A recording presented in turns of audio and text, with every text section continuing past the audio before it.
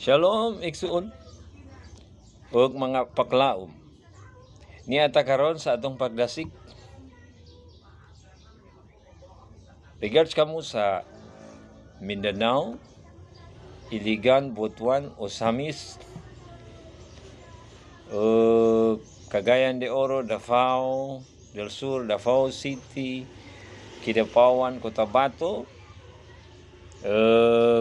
Jensan, Sarangani. Central Philippines po, mga Bisaya, sa Cebu, Camotes, San Carlos, Bacolod, Kabangkalan.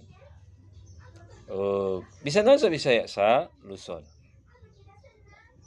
Igsoon, atang basahon karon sa Psalm 27 verse 1. The Lord is my light and my salvation. Whom shall I fear? The Lord is stronghold of my life.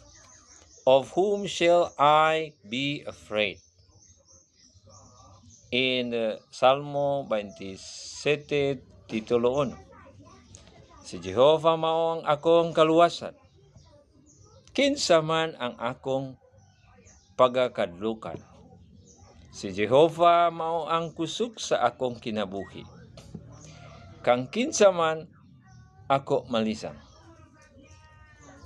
Mga paklaom, mga igsuon, si bisan kinsa mga daog or mga Kristohanon has been born again in Christ.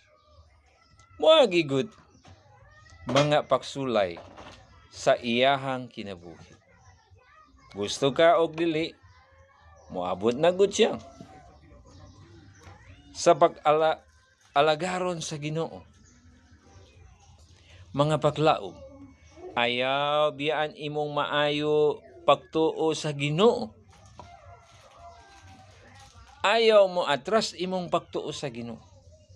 Bisan bugat mga kalisdanan sa atong kinabuhi. That is part of school in discipline of Christ.